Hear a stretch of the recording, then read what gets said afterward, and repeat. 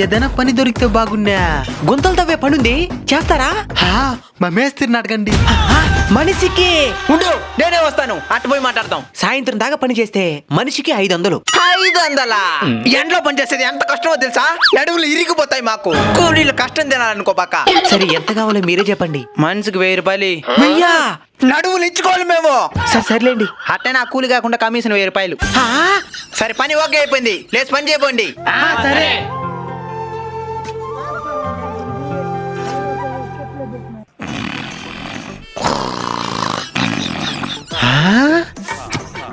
అన్నా కష్టంగా ఉన్నది, కొంచెం గెటపారయ్యామా. డబ్బులే ఊరికి వస్తాయా? మూసుకొని పని చెయ్యి.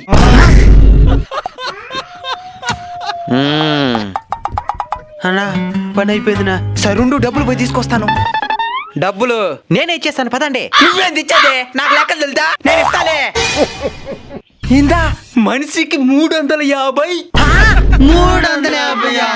వాడు 300 ఇస్తా అన్నాడు. మీకోసం 50 రూపాయలు ఎగస్ట్రా మాట్లాడి తీసుకొచ్చిన. అన్నా, రేపు ఇంకో దగ్గర పని ఉంది, రండి. ఈ రోజు ఇచ్చిన మానే మనిషికి 2000 ఇచ్చేస్తా. 2000 ఎక్కడ ఇచ్చినవురా? కూలోళ్ళ కష్టం తినకూడదు.